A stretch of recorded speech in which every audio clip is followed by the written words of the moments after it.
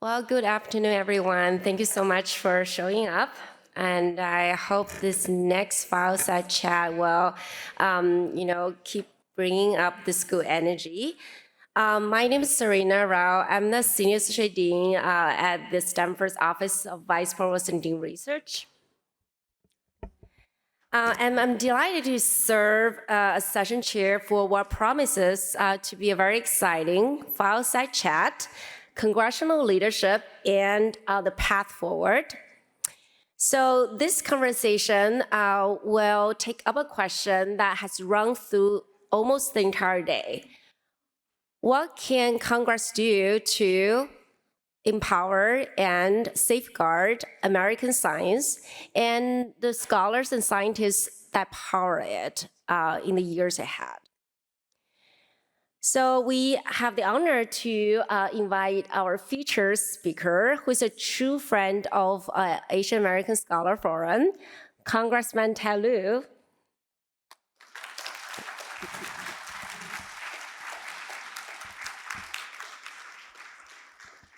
So Congressman Lieu represents the 36th District of California and is serving his 6th term in Congress.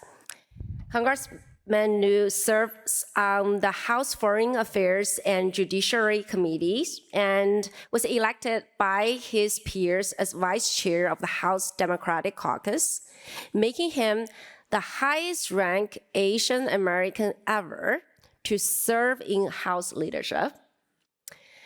In December, he was appointed co-chair of the new House Democratic Commission on AI and the Innovation Economy. He's also a veteran, having served on active duty and was in the reserves in the United States Air Force, retiring in 2021 with a rank of colonel. And fittingly for today, his American story began right here. He studied computer science on this very campus.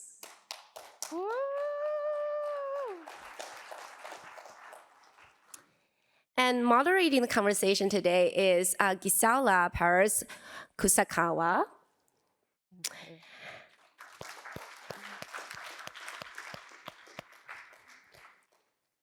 So Gisela wears many hats. She is a civil rights attorney, and more importantly, she is the executive director of our Asian American Scholar Forum.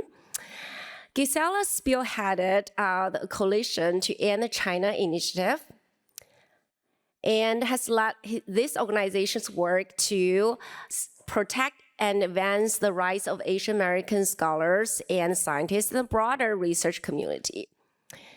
In her personal capacity, Gisela is an advisory board member of NSF Secure Analytics. So please join me in welcoming Gisela and Congressman Ted Lieu and in thanking the congressman for his service to our country. Great.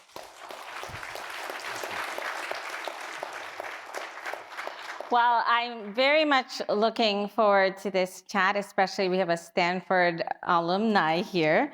Now, Ted, before going into sort of the policy discussion, you are an immigrant yourself. You came to this country from Taiwan as a child, studied computer science here at Stanford University, served as a veteran, and now serve in Congress. Now, tell us, what does it mean to be back on campus for this conversation? What has this country made possible for you, and why public service? Well, so thank you, Gisela, for moderating, and thank you, Serena, for that introduction. Let me just first say that last month I was on the floor of the House of Representatives a lot, and so I want to say how happy I am to now be with normal, rational, kind people.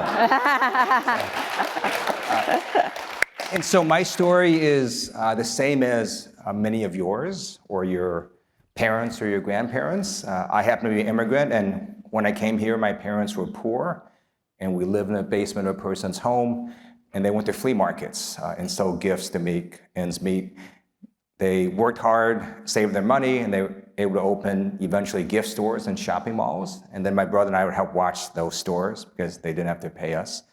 But eventually, I realized they had achieved the American dream. They went from being poor to a home and gave my brother and I a great education. My brother is a doctor now, and my parents still remind me of that. But it's one reason I joined the U.S. Air Force on active duty. I did a ROTC scholarship at Stanford, and I served 4 years active duty, and then 21 years in the reserves. And it's one reason I'm in politics, to help make this American dream open for people who want to work hard and succeed.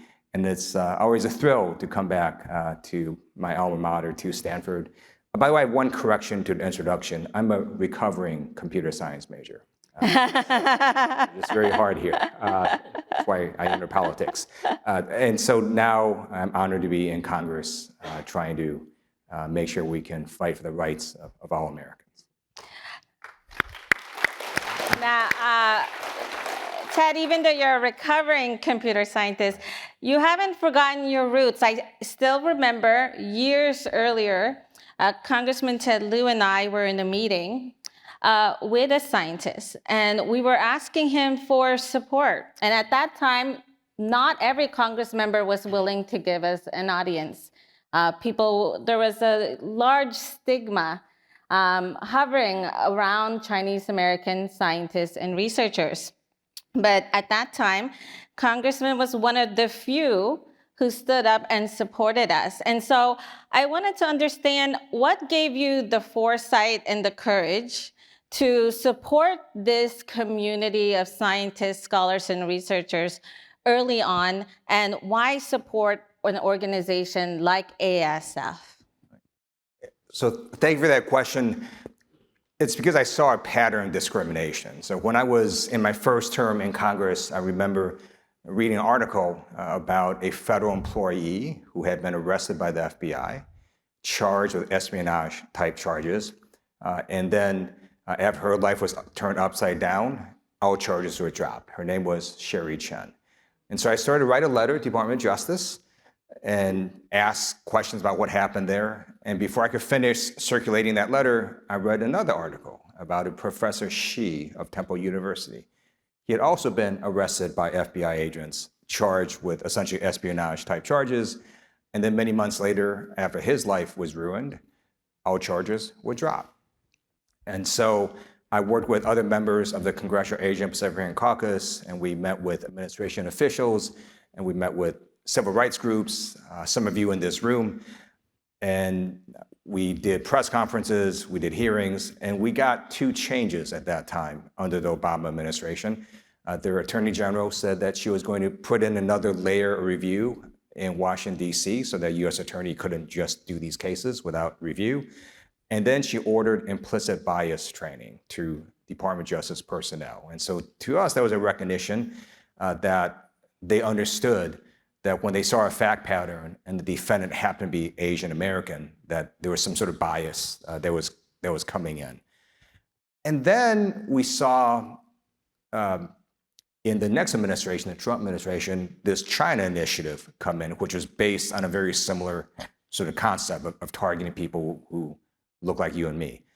And to me, it just seemed like a repeat of what we just went through. And that's why I was very troubled by what was happening and why we met and why I worked on these issues.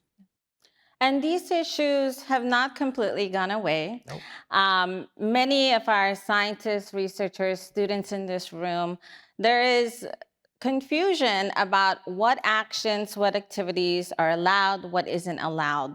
When we think about so many of these changing rules, changing policies coming out of the federal government, whether it's from the White House or Congress, what is the role of specifically the House Judiciary Committee and in your role there and other Congress members to have appropriate oversight so that this community does not face discrimination or unjust targeting? So let me just first say this. What is happening in Washington, D.C. is batshit crazy, right? You've got an administration that has gotten us into a war, and they don't know how to get us out of that war. You have an administration that has put in illegal and unconstitutional tariffs that got reversed by Supreme Court this year. You have an administration that is, just when you read the articles, engaging in massive corruption. And normally, the House of Representatives would conduct oversight. However, this House has done very almost no oversight, and that is a failure of the institution. It happens to be controlled by the same party that the president is in, and because of that, there is very little oversight. If Congress were to change in November, we would start getting oversight, and then Congress can exert its proper role, where we would ask administration officials why they're taking certain actions and what their plans are for how, for example, they review scientific grants. And so none of that is happening right now, and so we'll see what the American people choose to do in November.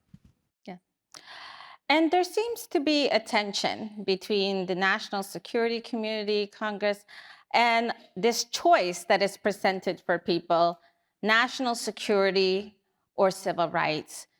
Is this actually a real choice, or is this something that people are being forced into? The choice would be national security or the Constitution, and the Constitution would win every time. And if you talk about civil rights, so civil rights would include the Constitution plus federal laws that Congress has passed, in which case civil rights would win every time because it's a federal law. Yeah. And so it's sort of a bizarre choice to me because there is no choice. You have to follow the Constitution, you have to follow federal law. And oftentimes I think we get into trouble when our country doesn't do that. The entire Japanese-American internment happened because we violated the Constitution in the name of national security. And as vice chair of the Democratic Caucus, you are the highest ranking Asian American ever to serve in House leadership. You serve as whip of KPAC.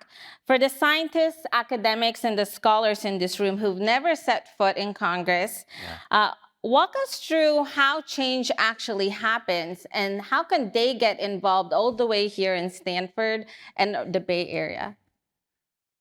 I remember when I was at Stanford, I saw this class on chaos theory. I thought maybe I'll go take it. I ended up not taking it, but that title reminds me of what happens in DC. So it is not clear how things happen. I can tell you procedurally how things are supposed to happen, right? You have a bill gets heard by a committee, passes the committee, it shows up on the House floor, passes the House floor, it gets to Senate, follows the same process, gets to president signs it. But in reality, it's very complicated because sometimes bills don't go through committee, they just sort of show up on the House floor. Sometimes bills go through committee, but they never show up on the House floor. Sometimes you've got bills that are inserted into completely random other bills of completely separate topics, and then those things get passed into law. So I'll just give you an example. For example, last term, we have the National Defense Authorization Act. It's right for our national security, it's to provide defense for America. So there's a provision in there that a senator stuck in that recognized a federal tribe. There's no relation, right, between the two things, and so that is now law. So it is not clear a lot of times how these things happen. So my view is you just keep pushing for your values and your interests and your proposals and your ideas, and you never know when something might break your way and then it becomes law. And so that's the best way I can describe it.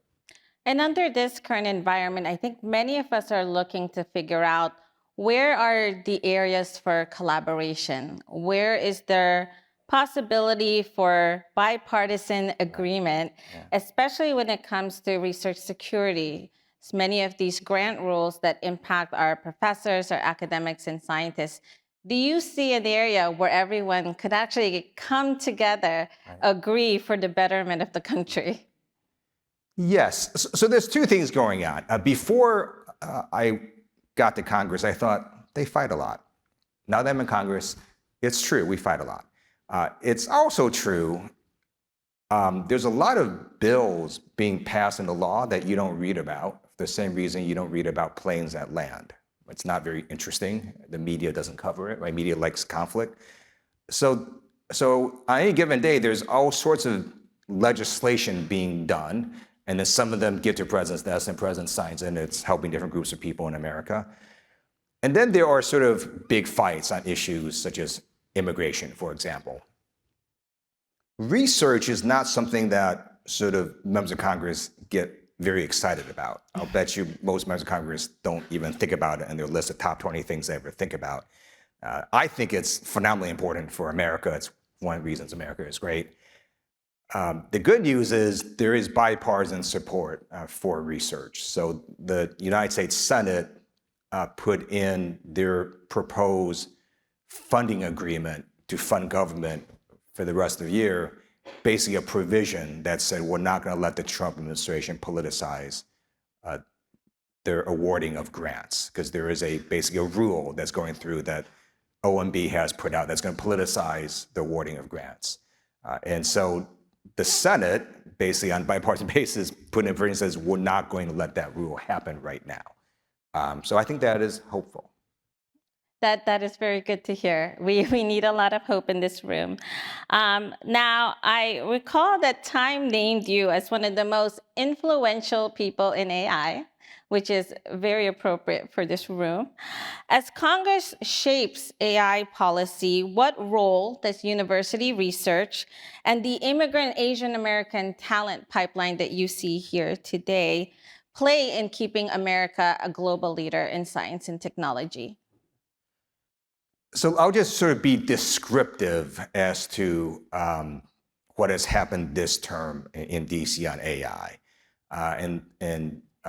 So basically it's until about a month ago, nothing has happened, right? So the controlling party in Congress, in the House, has tried to suppress legislation on AI at the federal level, tried twice to suppress legislation on AI at the state level and failed to do so, and then encouraged selling high-performance AI chips to China.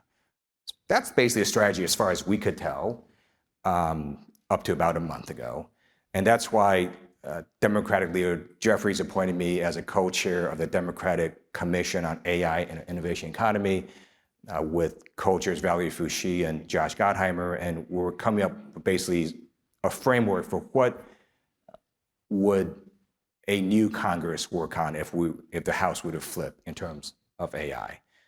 Now, because of sort of this hands-off approach of letting the AI industry run wild, what has happened in the last few weeks has even caused this administration to go, whoa, maybe we made a mistake. So this administration literally shut down 2 models that Anthropic put out, Mythos 5 and Fable 5. They did it with this sort of weird export control order that we're not even sure is legal. This administration also went to OpenAI for one of their advanced models and basically said, you can't release it right now. We're going to do some testing on it. And now this administration has put out an executive order that's voluntary and it's secret, so we don't even know what's in it. And it only applies to some of these AI companies that basically sort of says, you give us your models to look at in advance. So clearly this administration has recognized that letting the AI industry run wild has not helped America, has not been a good idea. I have legislation with Representative Nathaniel Moran, it's bipartisan legislation. It's the AI Kill Switch Act. It's based on a very simple principle that when machines go off the rails, humans have to be able to shut them down. And so the act basically says the large AI companies have to be able to shut down their AI systems if they would go rogue or have capabilities that they didn't know about.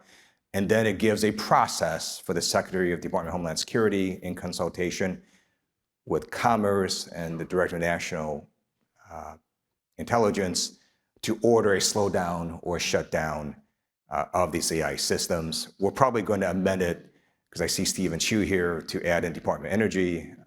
And so it's going to create a process with appeal rights for the companies, but at least set some standards instead of sort of having one person call another person and then the White House issues a weird export directive that shuts down 2 advanced models, right? It at least provides clarity and sets up rules of the road. When we think about the United States remaining competitive in AI or other different fields in science and technology, collaboration and being able to work with scientists from all around the world plays such a key role. But we have seen policies come out, like the OMB proposed rule recently that luckily was halted, that raise questions about whether our scientists will be able to operate in a world where there is more open collaboration. How do you think this is going to impact the United States and our relationship, not just with China, but many of our partners overseas? So I want to be clear, the OMB rule has not been halted. The Senate has put in a provision. So the House would have to agree to that. And then the president would have to either let it become law or basically not veto it. But it is very hopeful that the Senate on a bipartisan basis did put that provision in. And so collaboration, as all of you know, is super important to research, to human discoveries by human beings of all sorts of different things. And it is not a good idea, in my view, to have less and less collaboration. And it's also going to basically cause, if you sort of have that view, it's going to cause the top researchers who are here, who want to collaborate, to just go to another country where they can, in fact, collaborate, right? And so give me ideas how we can sort of foster that sort of collaboration, but it's, I think, very short-sighted to try to reduce collaboration. Now, I would like to invite the audience who's interested in asking Congressman Ted Lieu questions to start streaming to the microphone while I ask Congressman Ted Lieu one last question on my end. Now, Congressman Mike Honda was here earlier, and in one of our private discussion, he said something that was very powerful, which is that in America, when we think about freedom, it's not really free. It has a cost, and there is action that we have to take to make sure that it stays alive in this country. If there was one action that you would like to ask of the people in this crowd that they need to take today in order to preserve American freedom and their own values, what would that be? To vote and to get as many people possible to register to vote. So,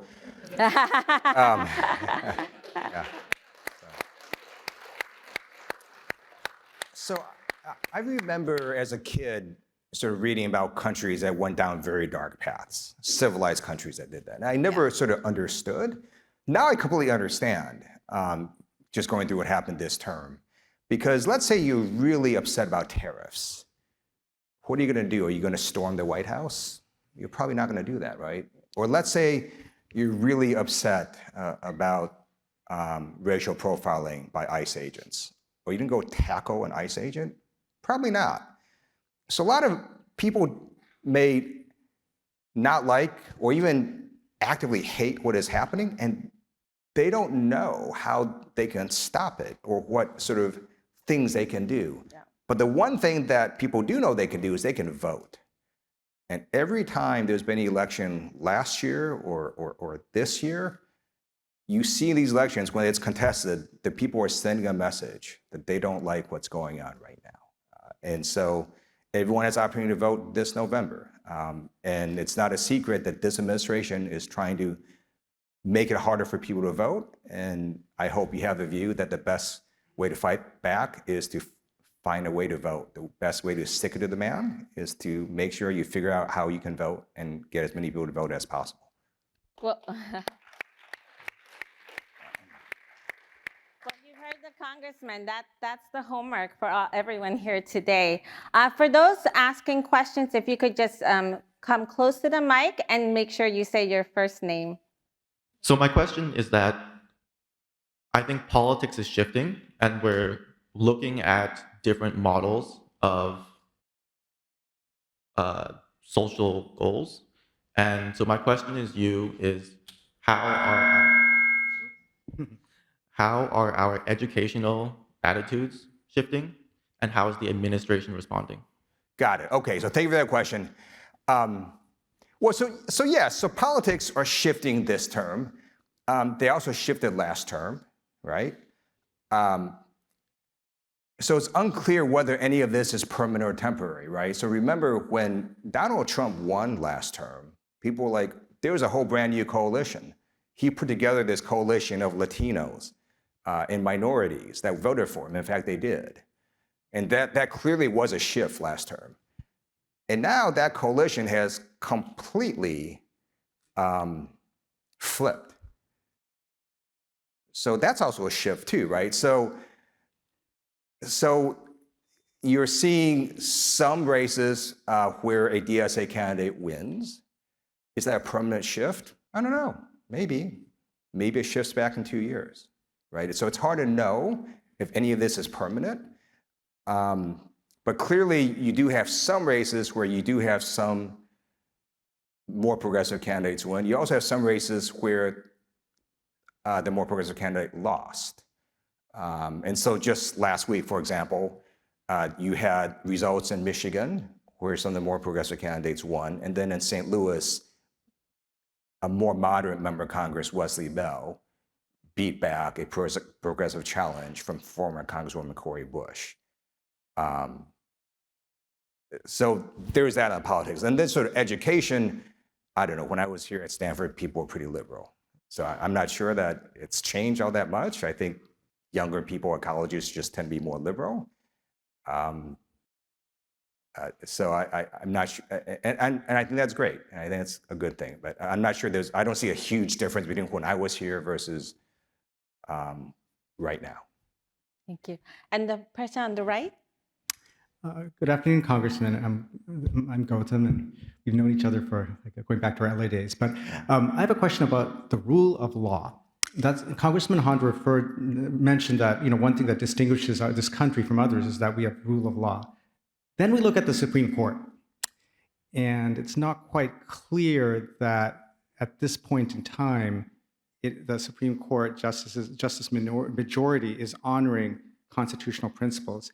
Do you have any thoughts on reforming the court?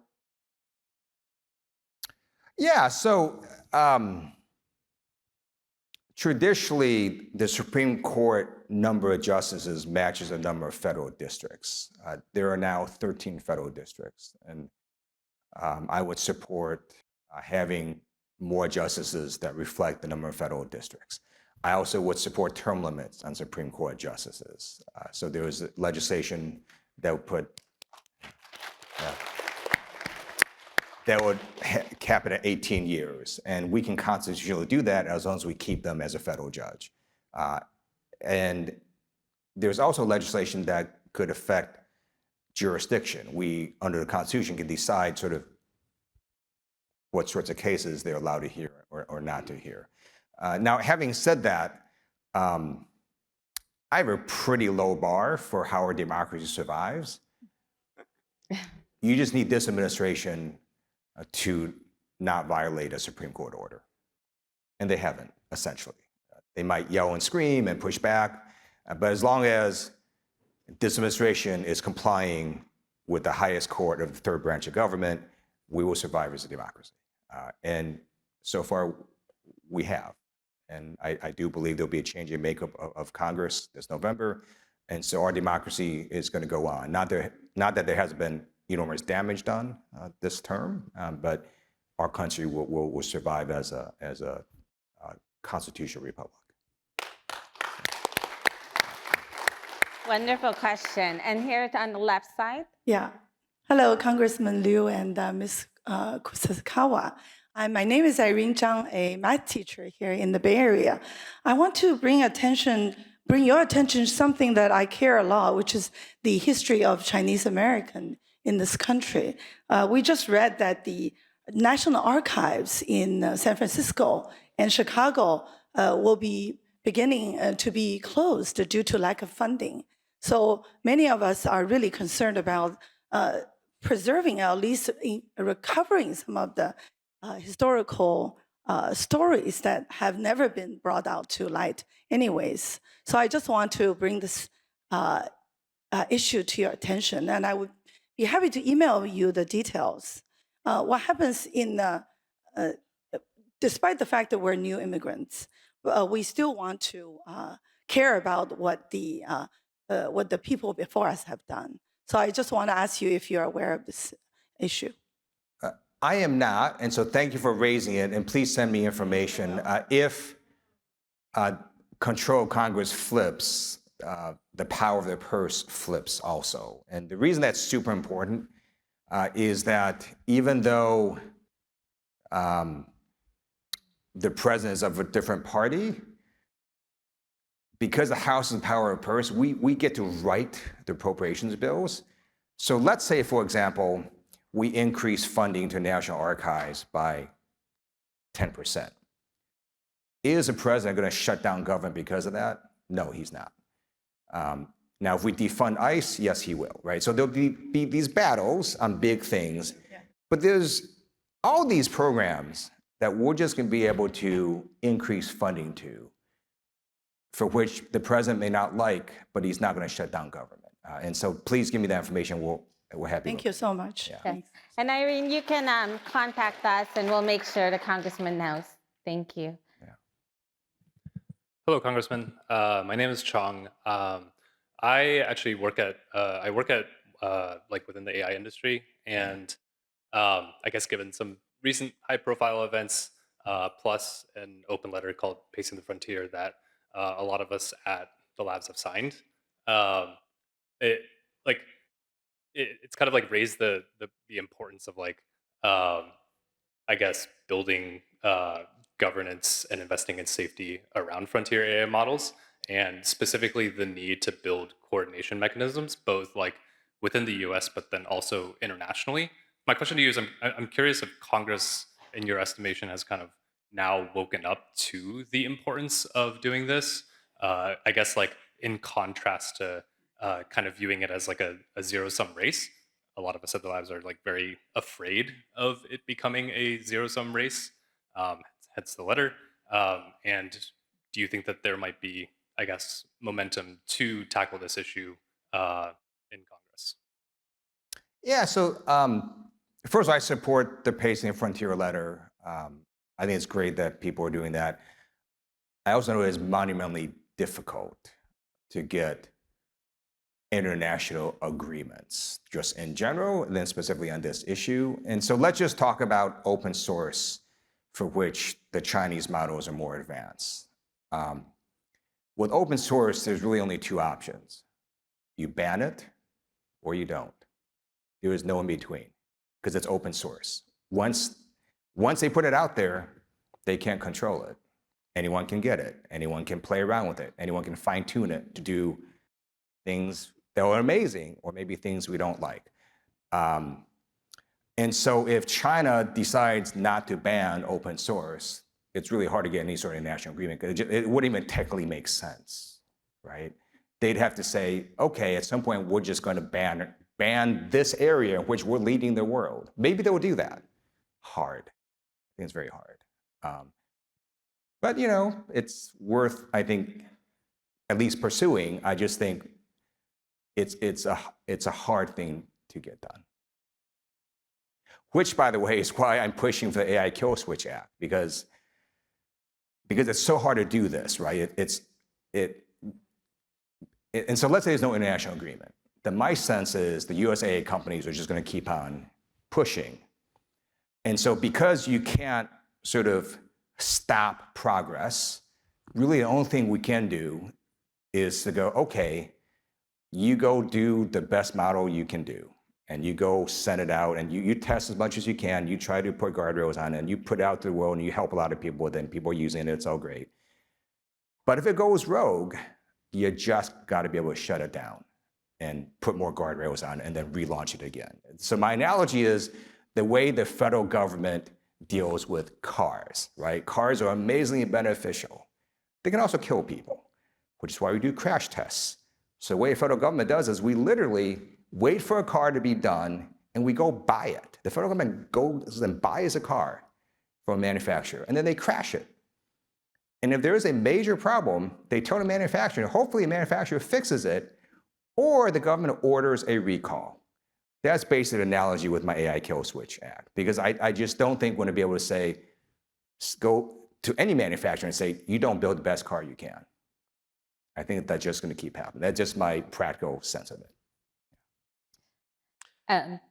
Can we take the 2 questions here? I'll turn to him next. You both can go. So previously I heard that you mentioned the importance of voting. Oh, by the way, my name is Kevin. I'm a student at Princeton. So how do you think, especially within the younger generation, having less of a participatory vote, since primarily younger people vote in lower amounts, first, how do you think that more younger people can be incentivized to vote? And how do you think that as part of the younger generation, we can play our role into getting more of our peers to vote as well? Yeah. Thank you. Oh, and let's combine these questions for these 2. Thank you. Can you say your name out loud for the crowd? I'm Joseph Wang. I grew up in America most of my life, and my mom's taking me back to China for a year to go to school. So, do you think that's a good idea?